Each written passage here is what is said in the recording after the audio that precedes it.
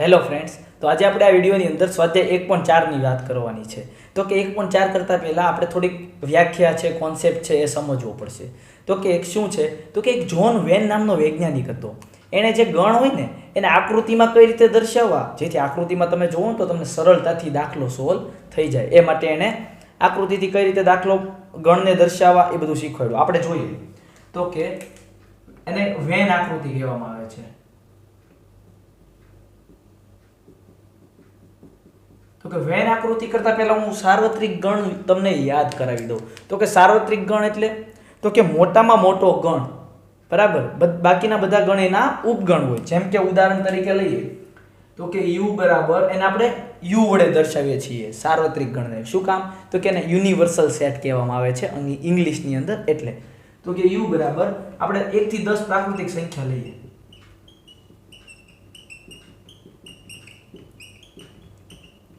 બરાબર. હવે તો કે ગણ a અને b આપણે મનમાં આવે એવા કોઈક લઈ લઈએ. a બરાબર લઈ લઈએ આપણે 3 4 5 અને 6 લઈએ. અને b ગણ આપણે લઈ લઈએ 5 8 1 ને 10. તો કે આ બે ગણ દોર્યા સોરી લખ્યા. હવે આને આપણે આકૃતિની અંદર કઈ રીતે દર્શાવવા એ આપણે જોઈએ. તો કે એ કઈ રીતે બનાવવા બહુ સરળ છે. એક લંબચોરસ બનાવવાનું, હંમેશા ચોરસ યા લંબચોરસ તમને જે ફાવે એ. અને એ જે આખો હોય એને આપણે અહીંયા u વડે દર્શાવવામાં આવે છે, એટલે સાર્વત્રિક ગણ. આની અંદર આ બધા જ ઘટક આવી જશે 1 થી 10. પણ સૌપ્રથમ 1 થી 10 લખી નહીં લઈએ. શું કામ? કારણ કે આમાં a અને b પણ લખવાનું છે, તમને હમણાં ખબર પડશે કઈ રીતે. પહેલા હું એક ચકડું બનાવીશ a. એની અંદર કેટલા કેટલા ઘટક છે? તો કે 3 4 5 અને 6. તો કે અહીંયા એક 3 છે, પછી 4 છે, પછી અહીંયા એક 5 છે અને એક અહીંયા 6 છે. તો કે b ગણની અંદર તો કે 5 8 1 અને 10. તો કે 5 તો અહીંયા છે એટલે b ગણની અંદર આ ભાગી આવી જશે. આ જો બંધ આકૃતિ બનાવું છું. આ ગણને દર્શાવવા માટે હું આમ ગોળ ચકડું કરું છું. તમે વર્તુળ કરી શકો યા તો એને લંબગોળ પણ બનાવી શકો. તો કે b ની અંદર કયા કયા ઘટક છે? તો કે 5 ઈ મે આવી ગયું. જો આ b ની અંદર આખો b છે. બીજું તો કે 8 ઈ પાછું a ની અંદર નથી એટલે અહીંયા નહીં કરવાનું. બરાબર, અહીંયા કરો એનો મતલબ તો કે એમાં પણ આવી ગયું, પણ એમાં તો નથી. 1 અને 10. તો કે હવે બાકીના રહેલા ઘટકો, તો કે બાકીના રહેલા ઘટકો અહીંયા 12 આપી દેશું લંબચોરસની અંદર. તો કે કયા કયા બાકી છે? તો કે 1 નથી આવ્યો તો એ અહીંયા આવશે, 2 નથી આવ્યો, પછી સોરી 1 આવી ગયો છે અહીંયા તો 1 નહીં કરીએ, 2 બરાબર. પછી 7 નથી આવ્યો તો અહીંયા 12 7 આવશે. 8 આવી ગયો છે જો અહીંયા b ની અંદર. તો કે 9 આવી ગયો છે નહીં, તો કે 9, બાકી 10 આવી ગયો છે. જોવો તો 1 2 3 4 5 6 7 8 9 અને 10. તો કે આખો સાર્વત્રિક ગણ બની ગયો u. એની અંદર 1 થી 10 ઘટકો પણ આવી ગયા, a ગણ આવી ગયો અને b ગણ પણ આવી ગયો. બરાબર, બહુ સરળ હતું આકૃતિ બનાવવાનું. હવે છે ને તમે 1 + 2 1 - 2 1 × 2 એવું બધું શીખી ગયા. કોઈ પણ સંખ્યા હોય એની વચ્ચે ગુણાકાર, બાદબાકી, સરવાળો, ભાગાકાર આ બધું તમે શીખી ગયા. તો કે ગણ હોય ને ગણ, તો એની ઉપર પણ એવું હોય. તો કે કોઈ પણ બે ગણ હોય એને તમારે એની માટે અલગ પ્રક્રિયા છે. એમાં સરવાળો બાદબાકી નથી, એમાં અલગ છે. તો કે કેવું? તો કે એને યોગ ગણ કહેવામાં આવે છે. તો કે યોગ ગણ એટલે તો કે એની વ્યાખ્યા કહું તમને. તો કે ઘટક a ના અને ઘટક b ના તમામ થી બનતા ગણને a યોગ b કહે છે. એટલે કે એના દરેક ઘટક આપણે કેમ સરવાળામાં એવું કરીએ 1 + 2 હોય તો 3 લખીએ, બરાબર. તો એવી રીતના યોગ ગણ પણ કરવામાં આવે છે. એને દર્શાવવાનું કઈ રીતે? દર્શાવવા માટે આમ u કરવાનું, u નો ઉપયોગ થાય છે. એને વચાય કઈ રીતે? તો કે હું a યોગ b કરું તો આને શું વચાય? તો કે a યોગ b.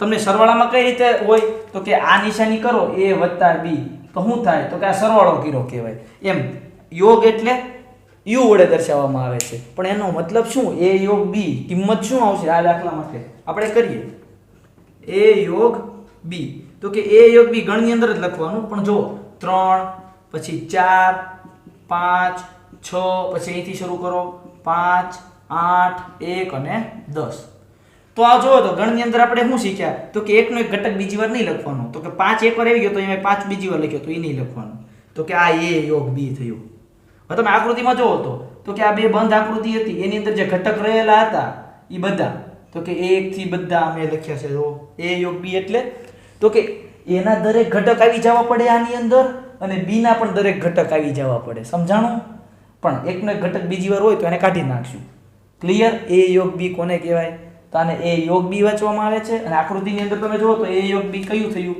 તો કે આ બધો ભાગ આ a યોગ b થયો બરાબર ને આની અંદર જેટલા ઘટક હતા એ બધા આવી ગયા તમે જોઈ શકો છો ઓકે તો કે આ વાત થઈ યોગગણની તો કે યોગગણ છે એના આપણે થોડાક ઉદાહરણ છે ટેક્સ્ટ બુકના 12 13 અને 14 આપણે એ ઉદાહરણ જોઈએ એટલે તમને વધારે ક્લિયર થશે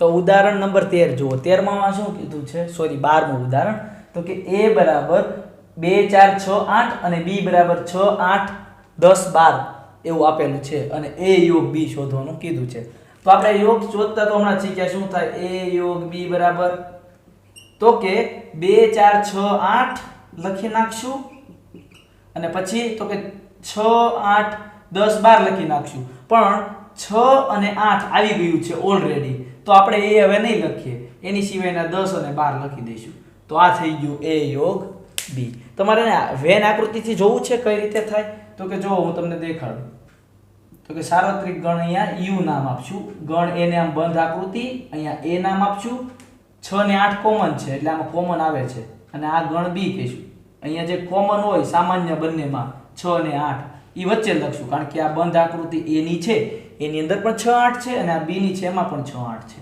અને બાકી 2 અને 4 a માં આવશે અને 10 ને 12 b માં આવશે તો કે a યોગ b એટલે તો કે આ બંને આકૃતિ આખી આવી જતી હોય એને કહેવાય આ આખું તો જો તો 2 4 6 8 10 12 લાઈનમાં આવી ગયું એને જ કહેવાય a યોગ b આ બ્લુ લાઈન થી આખું કર્યું છે ઓકે આ આકૃતિની કઈ જરૂર નથી આ તો ખાલી સમજાવવા માટે મેં બનાવી છે આકૃતિથી કઈ રીતે યોગગણ સમજવું ઉદાહરણ નંબર 13 જો એમાં શું કીધું છે તો કે ગણ a e i o u સ્વરંજનો આપી દીધા છે અને b a i u હોય તો a યુનિયન b બરાબર a બતાવો આવું આપણે એને બતાવી દેવાનું છે તો કે સૌપ્રથમ તો આપણે a ડાબી બાજુ લઈએ બરાબર તો કે ડાબા બરાબર શું થાય તો કે a યોગ b કીધું છે તો કે a શું છે જોવો તો કે a e i o u union એટલે કે આ નિશાની અને b લખું છું હવે a i u તો કે જોવો તો a હું અહીંયા લખી નાખું છું e લખી નાખું છું i લખી નાખું છું પહેલા તો હું આ ગણ આખો લખી નાખીશ હવે આ ગણના મેમ્બર એડ કરીશ તો કે a આવી ગયું તો કે હવે a નહીં લખીએ i પણ આવી ગયું તો નહીં લખીએ u પણ આવી ગયું તો u નહીં લખીએ સમજાણું આ બધા ઘટક આવી જ ગયા છે તો ગણની અંદર એકનો એક ઘટક આપણે રિપીટ કરતા નથી યાદ હોય તો એકનો એક ઘટક બીજી વાર લખતા નથી તો કે આપણને શું મળ્યું આ તો કે આ તો શું છે તો જો a જ આપી દીધું છે તો કે a પોતે છે તો કે જમણી બાજુ આવી ગઈ પણ આને બીજું એક કારણ કેવું હોય તો યાદ રાખજો હું તમને કહું છું કઈ રીતે તો કે અહીંયા જુઓ તો b છે ઈ એનો ઉપગણ થાય છે જુઓ તો b ના બધા જ ઘટકો એની અંદર આવી ગયા તો b ઉપગણ a કહેવાય તો કે b ઉપગણ a થાતું હોય તો a યુનિયન b માં આમાંથી મોટું કોણ કહેવાય તો કે આ a શું કામ કારણ કે b આખો સમાવિષ્ટ છે એની અંદર તો એ તો મોટો હશે ને તો a યોગ b કરો તો એ a જ થાય કારણ કે મોટો ગણ છે આકૃતિથી તમને વધારે ક્લિયર થશે જો તો કે યુનિયન હું અહીંયા a દોરું છું આ તો a ના દરેક ઘટક લખી નાખું છું હું તો કે a e i o અને u તો અહીંયા આગળ જોવો તો અહીંયા આગળ b ગણ છે એ ક્યાં આવશે તો કે a i u ની અંદર એટલે કે આ દરેક ઘટકો ઈ હશે ગણ બી. તો તમે જોઈ શકો છો એની અંદર જ બી આવી ગયો. હવે હું આનો યોગ ગણ કરીશ એટલે આ આખી બંધ આકૃતિ આવશે. એ યોગ બી. ધ્યાનથી સમજો, આખી બંધ આકૃતિ આવશે એ યોગ બી. તો કે એ યોગ બી કરો તો એ બંધ આકૃતિ એ જ થવાની છે, કારણ કે બી તો એની અંદર આવી ગયેલો છે ઓલરેડી. સમજાણું તમને? ઓકે, તો આ વસ્તુ થઈ ઉદાહરણ નંબર 13. આમાં કઈ ડાઉટ હોય તો કોમેન્ટ કરીને મને તમે પૂછી લેજો. હવે આપણે ઉદાહરણ નંબર 14 જોઈએ અને પછી યોગ ગણના થોડાક નિયમ છે 5, આપણે એ જોઈશું. તો ઉદાહરણ નંબર 14 માં શું કીધું છે? તો કે શાળામાં હોકી ટીમમાં રમતા ધોરણ 11 ના વિદ્યાર્થીઓનો ગણ રામ, ગીતા અને અકબર એ 3 વિદ્યાર્થીઓ હોકી રમી રહ્યા છે સ્કૂલમાંથી, બરાબર. અને શાળામાં ફૂટબોલ રમતા ધોરણ 11 ના વિદ્યાર્થીઓ ગીતા, ડેવિડ ને અશોક. તો ગીતા જો હોકી પણ રમે છે અને ફૂટબોલ પણ રમે છે, ટેલેન્ટેડ વિદ્યાર્થી હશે. અને ડેવિડ ને અશોક ખાલી હોકી રમે છે. તો એણે શું કીધું? X union Y. યુનિયન બોલું છું એટલે યોગ ગણ સમજી લેજો, ઘણી વાર બોલાઈ જશે મારાથી ઇંગ્લિશમાં. તો કે એક્સ યોગ ગણ વાય મેળવવાનો છે તથા એનું અર્થઘટન કરો. ઓકે, તો પહેલા આપણે એક્સ સોલ્યુશન. તો કે એક્સ યુનિયન વાય એટલે કે એક્સ યોગ વાય શોધીએ શું થાય. તો કે એક્સ યોગ વાય એટલે પહેલા એક્સ ના ઘટકો લખી નાખો, રામ, ગીતા અને અકબર. પછી વચ્ચે યુનિયન ની નિશાની અને વાય, કારણ કે જો એક્સ ની કિંમત મેં અહીંયા મૂકી, યુનિયન વાય ની કિંમત મૂકીશ. હવે તો કે ગીતા, ડેવિડ અને અશોક. તો કે હવે યોગ ગણ કેમ કરવાનો? બહુ સરળ છે. પહેલા હું આ એક્સ ના બધા લખી નાખું, રામ, ગીતા, અકબર. હવે તો કે હવે અહીંયા આ બધા ઘટક લખીશ, પણ અહીંયા જે આવી ગયું હશે એ અહીંયા હશે એ એક જ વાર લખીશું, બરાબર. ગીતા જે છે એ ઓલરેડી આવી ગયું છે તો એ નામ નહીં લખીએ. ડેવિડ તો કે નથી આવ્યું તો લખશું, યોગ ગણમાં એવી રીતના આવશે. અશોક નથી આવ્યું તો લખશું. તો આપણને શું મળ્યું? એક્સ યોગ વાય. હવે એમ કીધું છે કે એનું અર્થઘટન કરો. અર્થઘટન એટલે તો કે આ કેવા શું માંગે છે? તો કે આપણને બધાને ખબર છે તો કે આ બધા વિદ્યાર્થીઓ છે એક્સ યોગ વાય માં. કેવા વિદ્યાર્થીઓ છે? એક્સ યોગ વાય માં આપેલ તમામ વિદ્યાર્થી યા તો હોકી ટીમનો પ્લેયર હશે, હોકી રમતો હશે, અથવા લખું છું જોજો, હોકી ના રમતો હોય તો હું રમતો હશે? ફૂટબોલ રમતો હશે.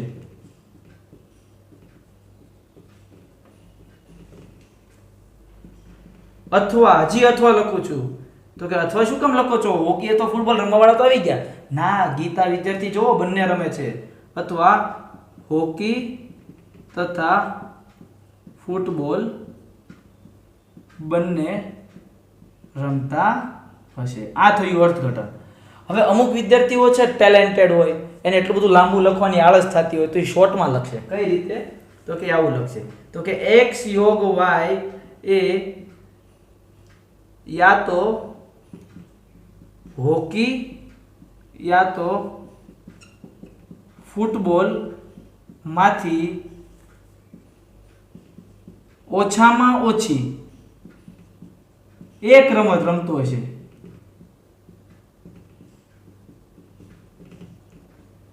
ઓછામાં ઓછી શું કામ લખ્યું? તો કે ક્યાંય ફૂટબોલ રમતો છે, ક્યાં હોકી રમતો છે, બેમાંથી એક તો રમતો જ હશે, યા તો બંને રમતો હશે. તો કે બંને રમવા વાળી ગીતા છે, બાકી તો બંને બધા વિદ્યાર્થીઓ એક એક રમત તો રમે જ છે, ફૂટબોલ અથવા હોકી.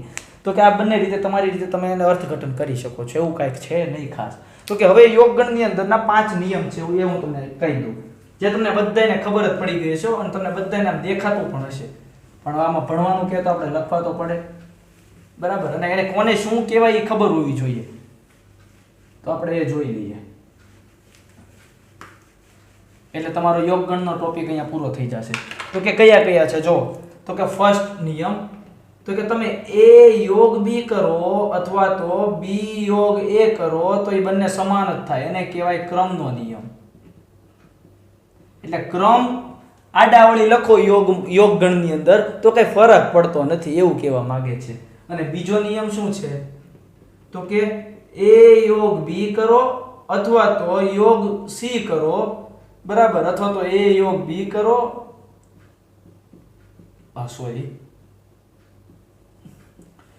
તો કે આ જૂથનો નિયમ છે. પહેલા આ બંને લીધું, પછીના આ બંને લીધું, પણ એ કાંઈ ફરક નહીં પડે, સેમ જ થશે.